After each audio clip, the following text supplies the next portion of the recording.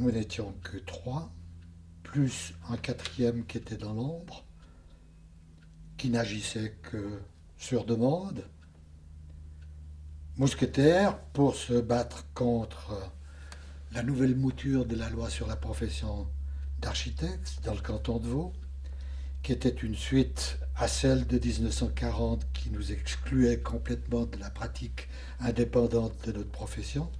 Et c'est la raison pour laquelle on a décidé de se battre, non pas à Florey-Moucheté, mais à Florey-Déguéné, pour se battre sérieusement, envers et contre tout, pour arriver à cette liberté de pratiquer notre profession, en faisant connaître notre formation. C'était contre l'État de Vaud, qui était donc à partir du département chargé de, des travaux publics. Je ne sais pas comment il s'appelait à l'époque, le département. Aménagement du territoire. Et c'était dans ce cadre-là que la loi avait été refondue et cogitée par Jean-Pierre Vougat, architecte, qui était l'architecte cantonal, et ses collaborateurs. Et ça, pour nous, ça devenait totalement insupportable, considérant que par rapport à ce qui s'était passé en 1940, les choses avaient considérablement changé, en notre faveur. Je pratiquais de façon indépendante, déjà. Donc, à la limite, j'aurais très bien pu ne pas m'intéresser à cette chose, mais par solidarité, par conviction profonde, avec Gustave Augsburger et Walter Weber, ingénieur, qui lui aussi aurait pu se désintéresser complètement. C'était pas sa profession, lui il pratiquait. Nous étions les trois indépendants, ce qui nous a aussi permis de nous livrer totalement, parce qu'on n'avait pas de contraintes, soit de patrons qui nous auraient empêchés de faire quoi que ce soit. Donc nous étions l'esprit libre pour aller librement défendre notre point de vue. Alors, la formation de ce qu'on appelait à l'époque un architecte HES. Nous avions des formations différentes. Gustave Augsburger avait passé directement, parce qu'il était à Genève à l'époque, du collège à ce qui était à l'époque le technicum, parce que c'était avant 1939 qu'il était là. Weber aussi, mais lui était au technicum de Berthoud. Donc c'était des formations différentes de la mienne, parce que moi, j'ai débuté par l'apprentissage. J'ai fait donc 4 ans d'apprentissage, puis ensuite j'ai dirigé pendant 2 ans un bureau d'architecte à Lausanne, avant de partir à Genève pour faire mes études à l'HES de Genève. Tout était beaucoup plus traditionnel. Les choses n'avaient pas encore évolué, les 30 glorieuses n'étaient pas encore là. On passait du stade de l'avant-guerre à l'après-guerre. Il y avait eu toute la période 1939-1945, pendant la Deuxième Guerre mondiale, où tout était resté bloqué. Il n'y avait pas eu d'évolution. Et à partir de 1945, ont commencé à apparaître les premiers changements dans le domaine de la construction, notamment dans l'évolution de la façon de penser. J'ai rejoint le TEC à Genève pour la simple et bonne raison qu'à l'époque, quand je dirigeais ce bureau à Lausanne, qui était un important bureau, je me suis rendu compte que dans le fond, je ne voyais pas pourquoi, dirigeant ce bureau, j'aurais pas pu diriger le mien. Simplement qu'il me fallait passer aux études, au niveau des études, puisque je n'avais fait que l'apprentissage et 2 ans de pratique. Et d'ailleurs, quand j'ai quitté mes patrons à cette époque-là, ils m'ont regardé avec des gros yeux en me disant, mais écoute, tu te rends compte ce que tu vas perdre? Tu vas faire des études pendant 4 ans, tu vas rien gagner, tu vas dépenser, alors que tu pourrais gagner aisément ta vie ici, Puis à la limite, tu pourrais t'associer avec nous, on te ferait la porte ouverte. Et j'ai considéré ça un peu comme le miroir aux alouettes. J'ai dit, ça, j'y crois pas. C'est la raison pour laquelle je les ai quittés. À leur grand regret, puis un peu à mon regret aussi, parce que j'ai passé d'un monde actif à un monde de réflexion qui n'était pas le même, et à un monde d'études. Voilà, à peu près les changements qu'on a et qu'on opère, mais qu'on ne regrette jamais dans la vie. On a pris l'option et puis il faut l'assumer.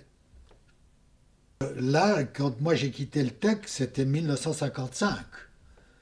Donc, entre le moment de 1955 et 1965, il s'est passé 10 ans.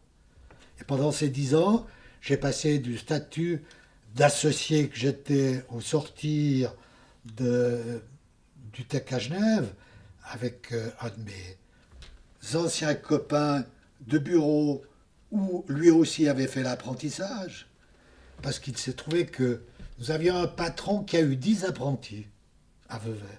Et les 10 ont fini par faire des études. Quand même remarquable, hein? Ça veut dire le degré de formation qu'on avait avec cet homme-là qui était un homme polyvalent, etc. Et puis, à un moment donné, je suis parti voler de mes propres ailes en disant, voilà, comme mon associé à l'époque était beaucoup plus âgé que moi, ça m'a permis de quitter gentiment, puis d'aller voir ailleurs, dans mon propre fief, qui était le fief de Puy, dans lequel je suis parti glorieusement à la bataille.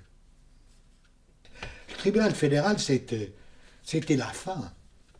C'était la fin. Parce qu'avant, il y a eu tout le passage qui s'est fait avant que la loi passe par devant le Grand Conseil vaudois. Donc, à nous trois, nous avons parcouru le canton de Vaud, du nord au sud, de l'est à l'ouest,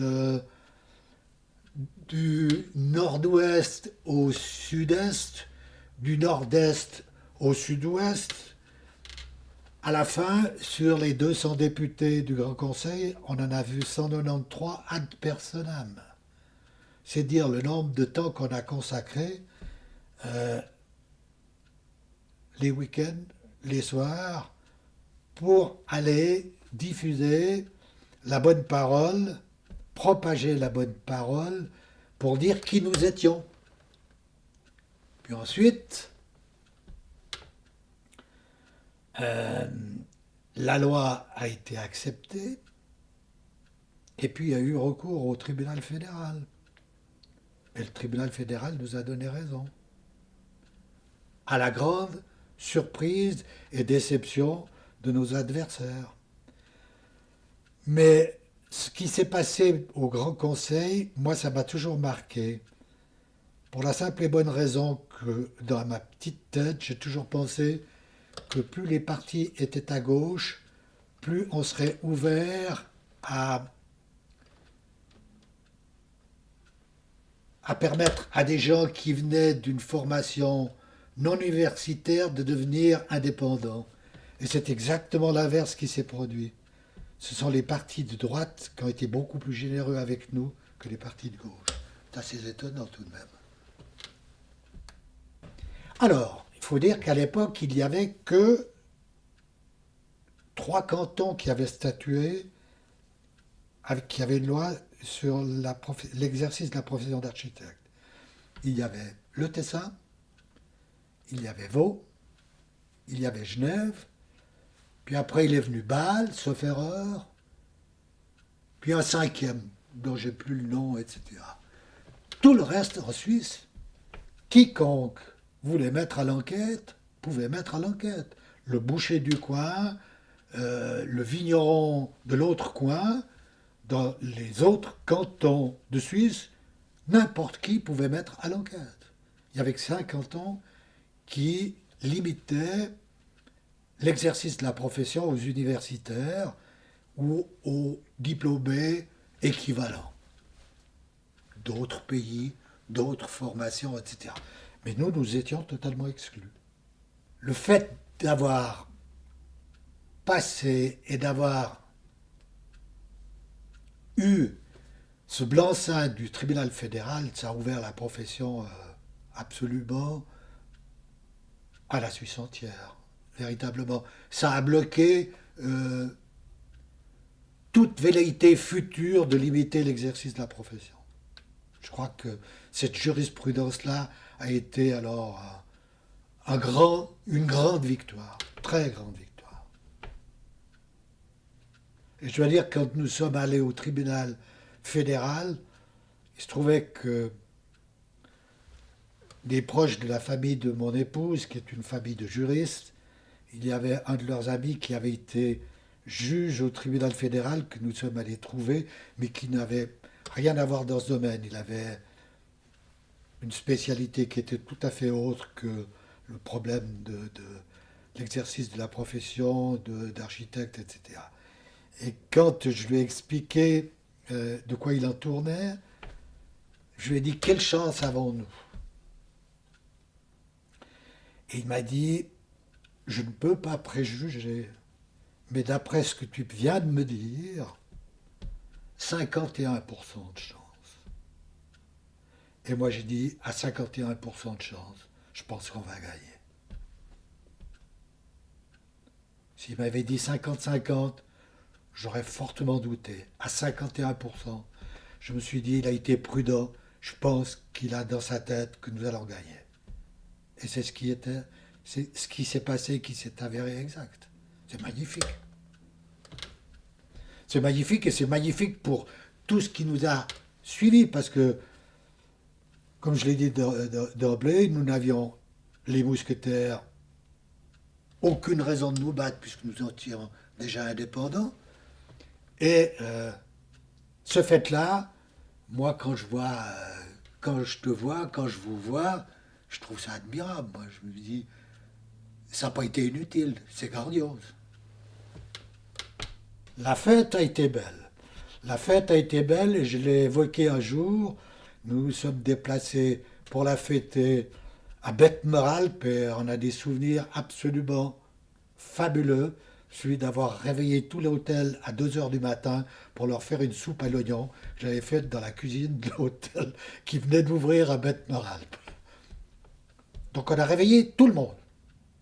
Tous les gens qui étaient dans l'hôtel sont venus manger la soupe à l'oignon préparée par des farfelus architectes qui fêtaient une victoire extraordinaire.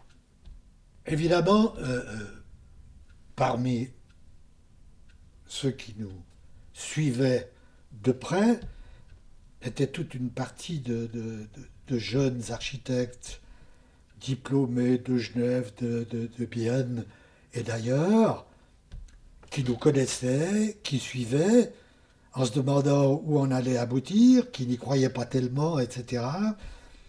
Mais je dirais que ils avaient beaucoup d'espoir. Et dans le fond, ils cachaient un tout petit peu le secret espoir qu'ils avaient qu'on arrive à nos fins. Et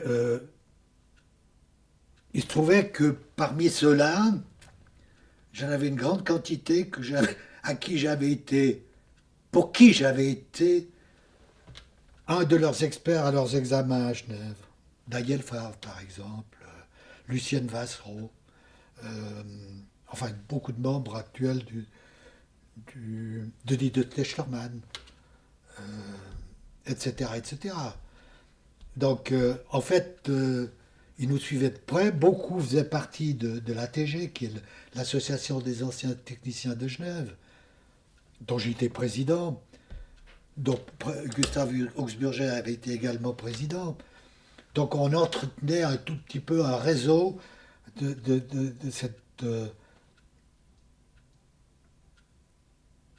cette corporation, si j'ose dire. Et puis on en avait d'autres qui faisaient partie de l'Union technique suisse de Lausanne, ou de Vevey, ou d'ailleurs, Gander, Moser, d'autres encore, qui nous suivaient par personnes interposées, puisque l'UTS était évidemment partie prenante avec nous dans la bataille et nous finançait. Parce que il faut dire que l'UTS a financé les avocats, etc. Il se trouvait que le secrétaire Roman, c'était moi qui l'avais proposé à l'UTS, Édouard Gilogos, c'était un de mes amis qui était devenu secrétaire, et ça a aidé grandement à passer la rampe du côté de Zurich, parce que c'était un combat un peu spécifique, qui était beaucoup plus dans le canton de Vaud qu'en Suisse alémanique, puisque la pratique en bas, en Suisse alémanique, était pratiquement libre, à part Bâle, sauf erreur. Ça a eu de grands échos, notamment à l'Union technique suisse à Zurich. À l'époque, le secrétaire général était Gontier. Gontier était persuadé qu'on n'arriverait pas. Et à sa grande surprise, on y est arrivé. Comme quoi, le monde, on peut renverser le monde. Il n'y a que les montagnes qui ne se renversent pas. Mais le monde, on peut le renverser. Quand on y croit, quand on a de bons arguments, quand on a planché, parce qu'on a énormément planché pour se faire connaître, sur les moyens qu'on allait utiliser, la première chose, la vérité, toujours dire la vérité, ne jamais vouloir paraître différent de ce qu'on est réellement, expliciter les choses comme elles devaient être explicitées dans le droit fil de ce que nous étions, de la formation que nous avions. Ça, je crois que c'est les arguments qui ont permis je dirais, tout un monde d'avocats, de médecins, de notaires, de gens plus académiques qui étaient beaucoup moins attachés à des problèmes directement liés à la profession. Ceux-là ont vu, avaient un esprit beaucoup plus large, on l'a ressenti très longtemps et ça s'est marqué dans la votation au Grand Conseil, comme je l'ai dit tout à l'heure. Moi, je m'inscris en faux. C'est une fausse idée de ce qu'étaient les études dans les écoles aujourd'hui, HES, dans les technicums d'alors. C'est faux de dire que l'architecture n'y était pas bien pratiquée ou bien enseignée. C'est faux. Le grand reproche qu'on a fait alors n'était pas dans la formation, dans la pratique de l'architecture, c'était, paraît-il, qu'on manquait de culture de l'art. C'est ça. Donc, on n'enseignait pas l'art dans les écoles techniques supérieures de l'époque. C'est faux. Dans certaines écoles, et à Genève, il y avait des cours d'art, d'histoire de l'art. Et on nous reprochait ça, et c'est ce qu'on a apporté comme démonstration, que tout ça, c'était de la roupie de Sansonex. Ce n'était pas le cas. Qu'il y avait certaines écoles qui étaient beaucoup plus techniques, par exemple, Winterthur, Burgdorf était évidemment un peu plus porté sur la technique qu'on l'était plutôt dans l'art lémanique.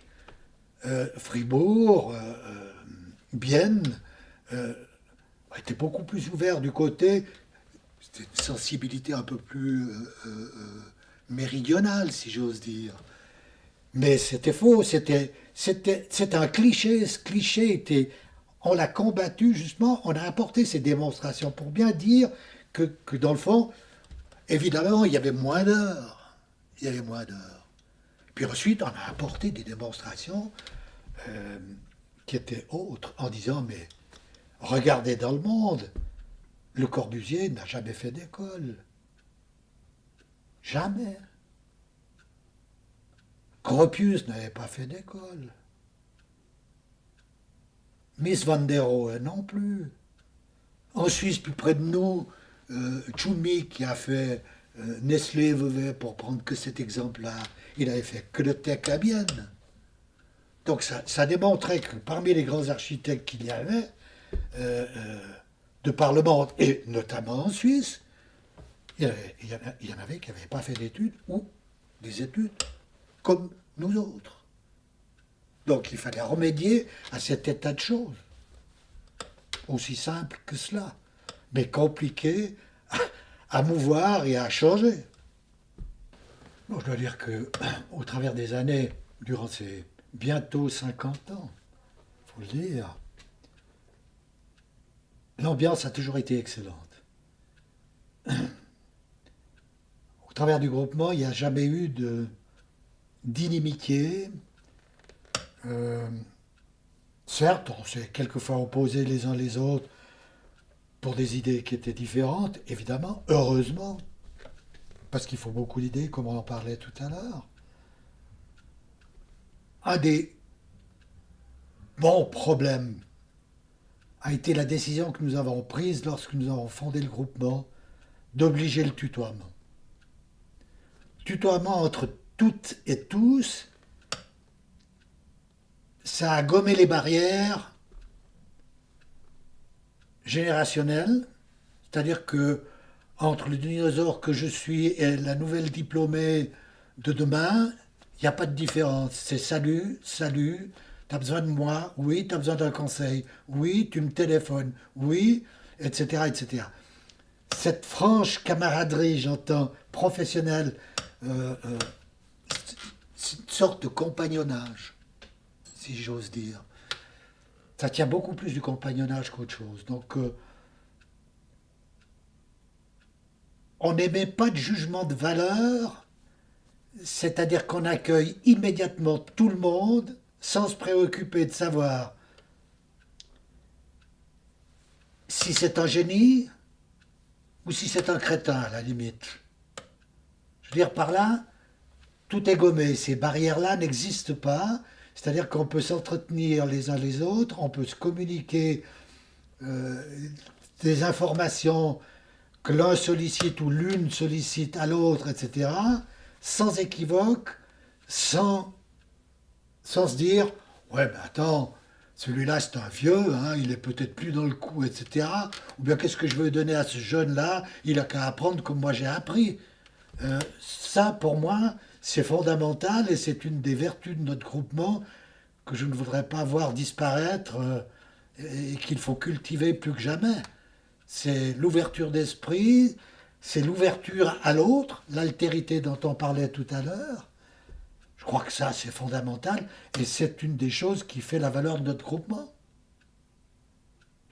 Et ça n'a pas de prix. Alors les voyages avec les visites, ça, je pense qu'alors ça, c'est une chose qu'il ne faut pas perdre.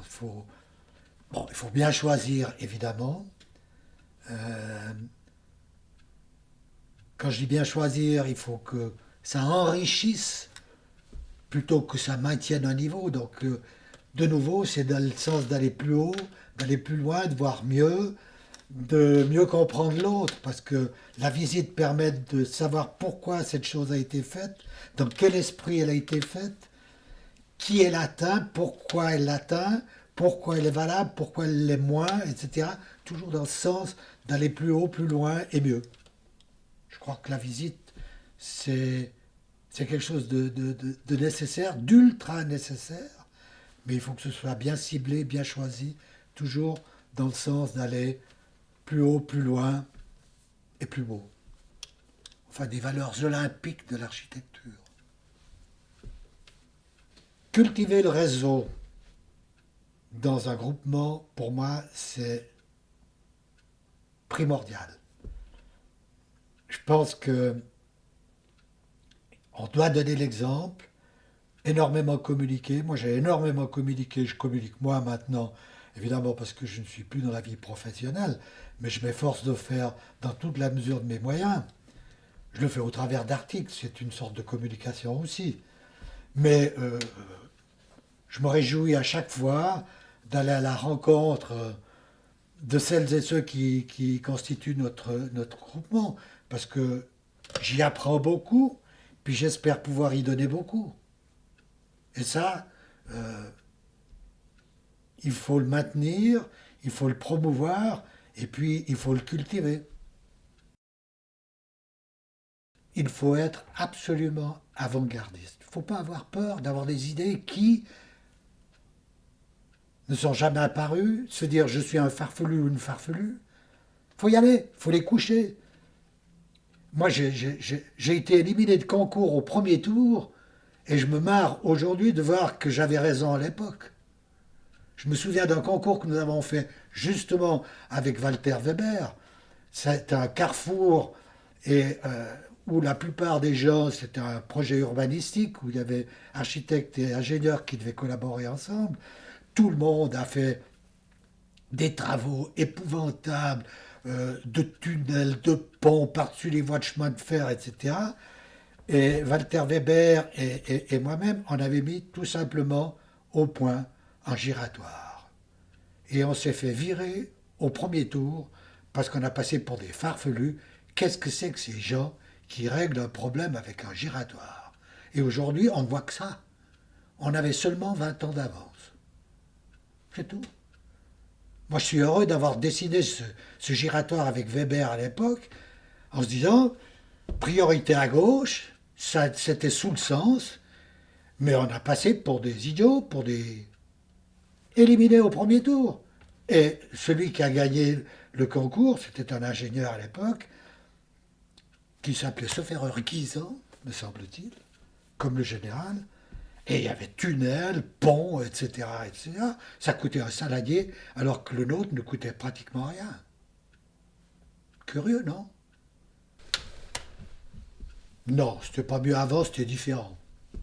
La différence, c'était les moyens. euh, la différence,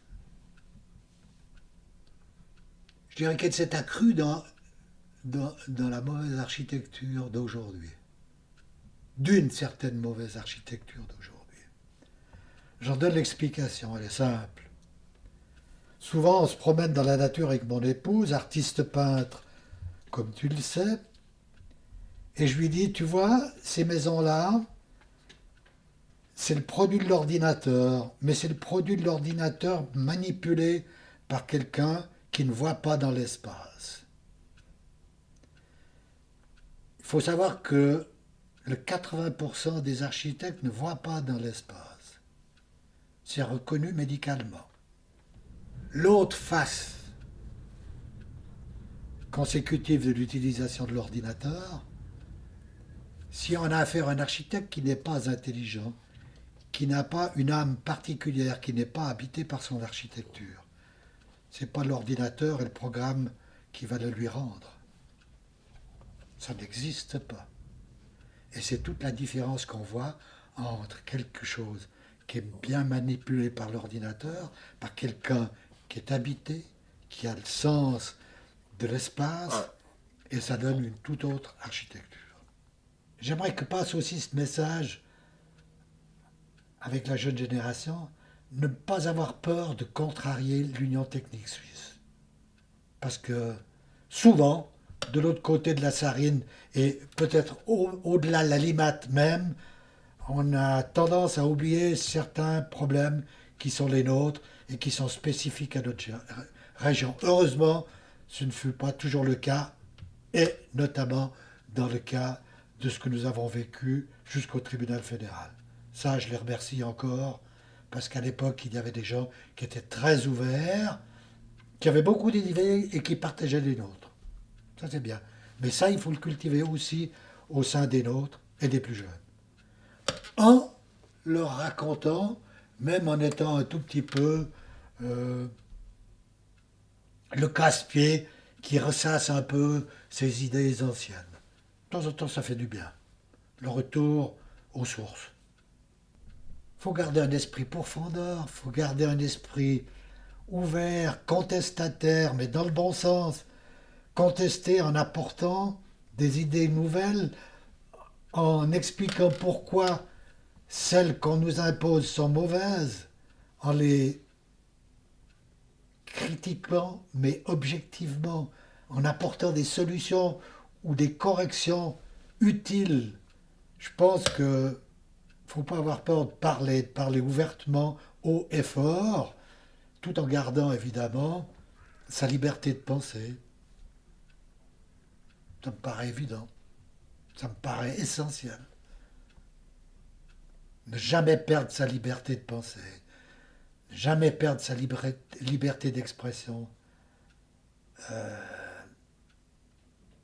Tous les artistes qui ont contesté ont été souvent traînés dans la boue, quelquefois, et de nombreux architectes parmi eux. Mais souvent ceux-là ont eu raison à la fin. Et c'est pour ça qu'il faut jamais perdre l'espoir. Garder cette ouverture d'esprit et de ne pas avoir peur.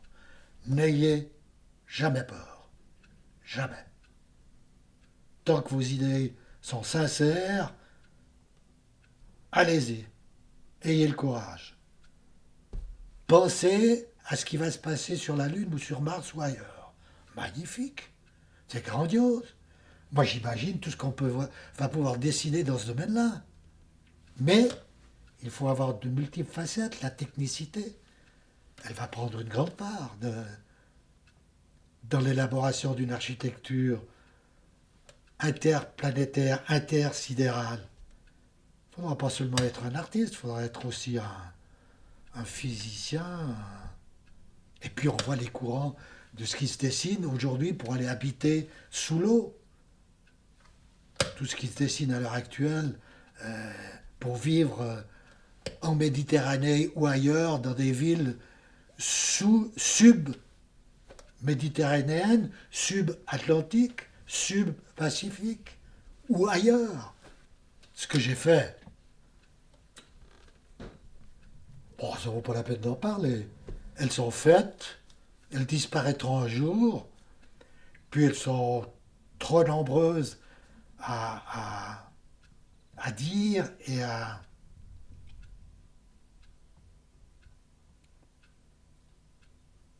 décrire, parce qu'elles passent de mode aussi. Resteront celles qui ont du style. Quel style?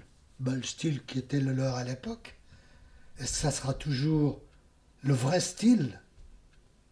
C'est Coco Chanel qui disait la mode se démode, le style jamais. Alors, faire du style, est-ce que j'ai fait du style à l'époque?